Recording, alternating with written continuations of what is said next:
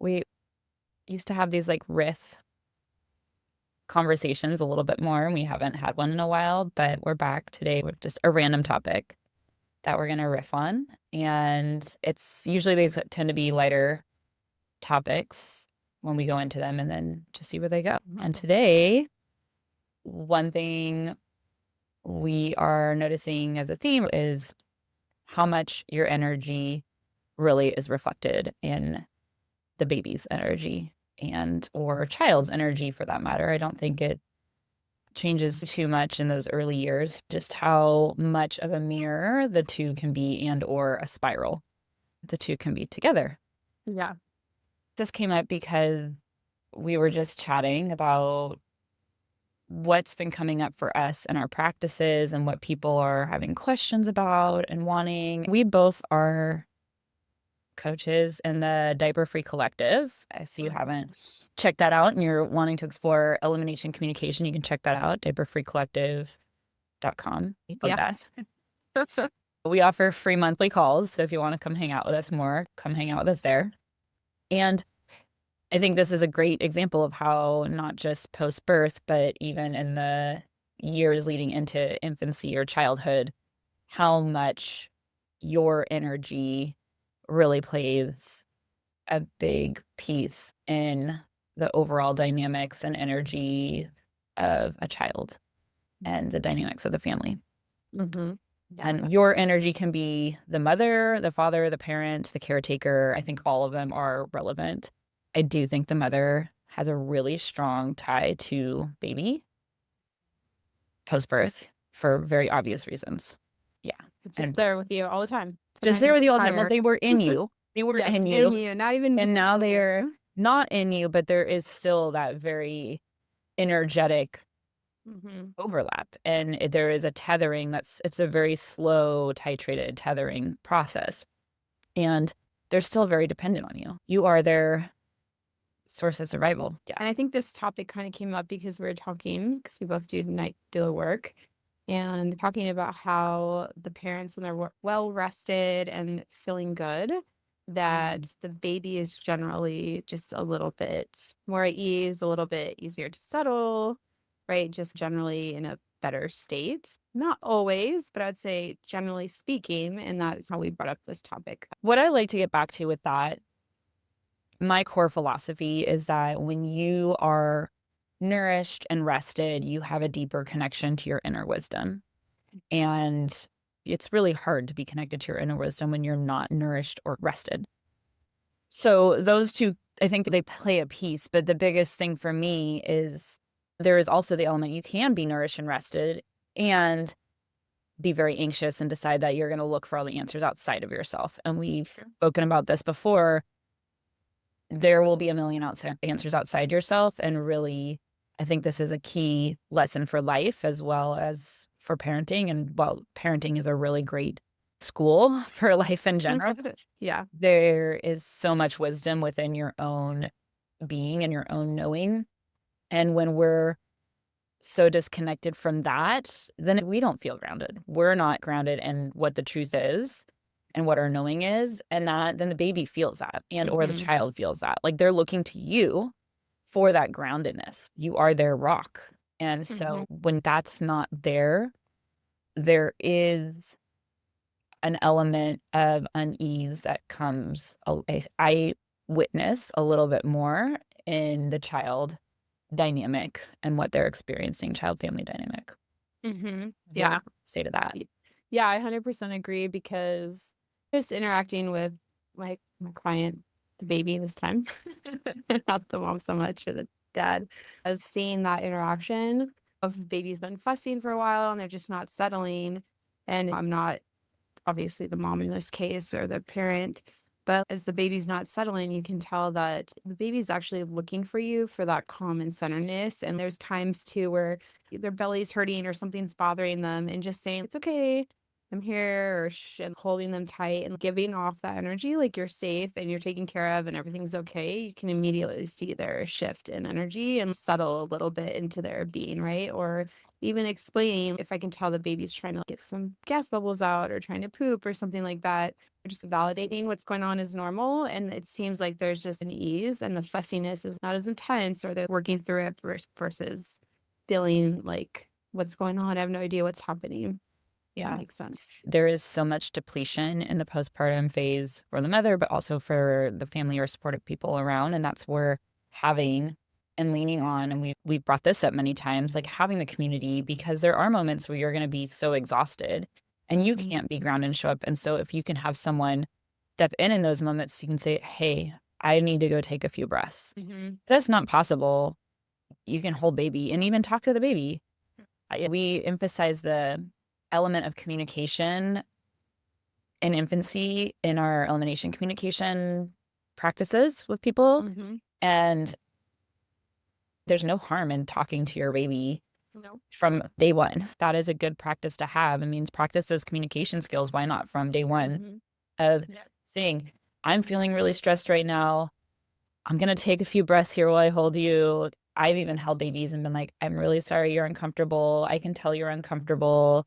Mm. I'm here with you. It's, Yeah. we're going to work through this. Like, you're going to be okay. Just like Right. in those little things. Yep. And just probably people love to listen to me on baby monitors. I'm like sitting there, hey, don't worry, buddy. We're going to get through this. I do think practicing that communication early on, Mhm. it changes our energetics. Even if the baby does not understand the words coming out of our mouths, they can feel Mhm. what Yeah. we're trying to say. Like words have vibrational tones and feelings Mhm. behind them, and we can change the energy for ourselves and for the child. Yeah. So, Yeah, it's interesting. I think one of the really big ones I've noticed lately is that as I'm leaving or getting ready to leave, the baby will start to get fussy or wake up when it's been in a really deep sleep. If I try to put down, it senses me leaving. And over time, I realize if I'm like, hey, I'm going to be going, I say this energetically in my head, or I also tell them out loud, I'm going to be putting you down, I'll be back tomorrow or whatever, there's a noticeable settling down and they sense that detachment that I'm starting to get from them, which is I'm going to put you down and then thinking ahead that energetic state of leaving. And just by stating or even just feeling it in my body, calming down myself and like being present with the baby, I'm going to put you down and everything's going to be okay. Like the transition into the crib is so much smoother than when I'm not saying anything and I'm trying to sneak out. It was crazy because I first really noticed it when I would go into the parents' room to put the baby in the bassinet, and the baby would like immediately wake up after being totally out, but would wake up as soon as I entered the room. It's like, what is going on? Then I realized, oh, she's probably sensing that I'm leaving, and there's baby's picking up on that energetics from me. And I've noticed it a lot more as we've spent more time together because we're developing our own bond in our own way, right? As mm, opposed to when I'm just caring for the first time, first few weeks. I don't know if yeah. you've noticed anything like that. And I think that's a thing of parents fall into a lot too. If we do all the right things, the baby will stay asleep and then everything will work out perfectly, or they'll go down for their naps right on schedule, or whatever it Mhm. is. And babies don't work that way. Things don't work out perfectly. And I think that's another thing in our mind. We have to readjust it and just remind ourselves, like, okay, what do we need right Mhm. now? Going back to just being the parent thing, it's like making sure you check in with yourself with what you're needing for that day. Because I think so much we are feeding into the baby needs to like only be awake during the wake windows and the baby needs to all of these rules. And it's really easy to try to follow these rules or suggestions and then just forget of what feels right to you. Like some Mhm. parents, they're like, I could never co-sleep, right? They'd be like, never. Mhm. It's just not going to work for me. They know feeling into it that it feels stressful. It feels energetically claustrophobic, whatever it is. And other parents, the thought of not being close to their baby is difficult, Mhm. right? And so I really feel when we forget over and over, just come back what's working for us. I have so many people also tell me we're trying to do the naps during the day and the ROI on the amount of time they try to put a baby or a kiddo down for a nap versus like them Mhm. sleeping for 15 minutes once they get them Yep. down. I try to emphasize, are you doing that because that's what feels right for you? Or are you doing that because you just need a break from your baby? Right? Because if you just need a break from your baby, then let's find other ways to make that happen. Are you okay with baby wearing? Do you just want to go out for a walk? There's nothing wrong with contact naps happening. especially those first 3, 4 months of a baby's life. I think we just get inundated with all these rules and best practices, and we forget that we can make our own rules. And the best way to make our own rules and find what works for us is to actually just sit in a little bit of solitude and really ask ourselves and check in with ourselves. What am I needing and what works for me? And yeah, I think we could circle back to the doula thing of being there at night and leaving. For us, it's just we need to get home because we have our own families and our own lives to live.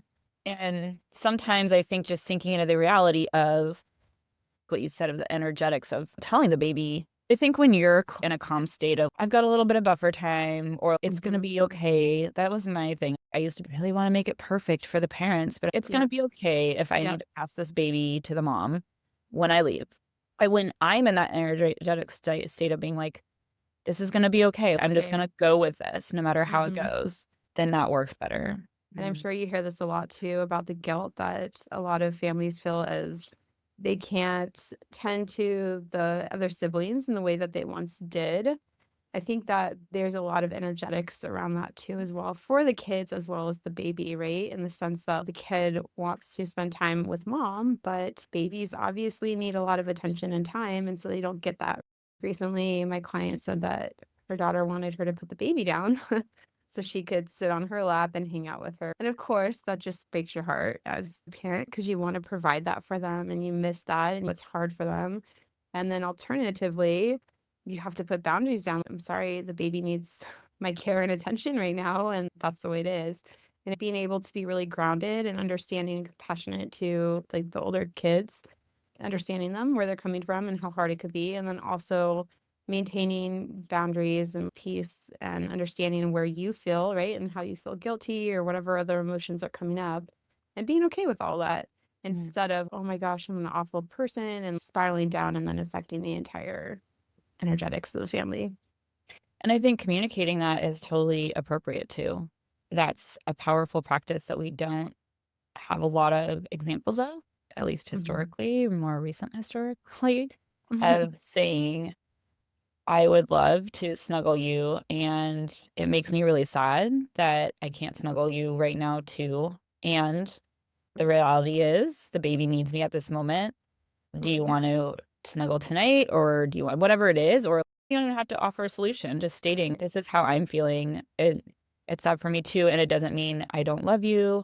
I can't wait to spend this time with you whenever it is. But yeah, you can set the boundary and also express your sadness too.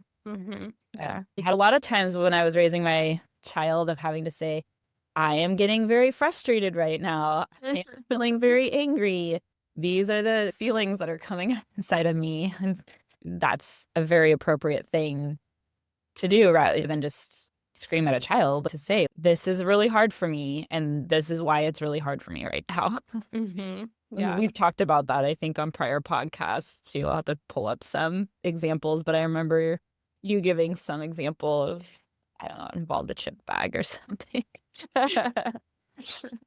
Yeah, and when we do that too, when we energetically are aware of how we're feeling, can then understand how other people are feeling, whatever dynamic it is, it creates a lot of peace and safety because everything is as it is. It's not like we're trying to be something else, so the energy just feels off. And it creates a sense of calm, and there's a settling that can happen into that space.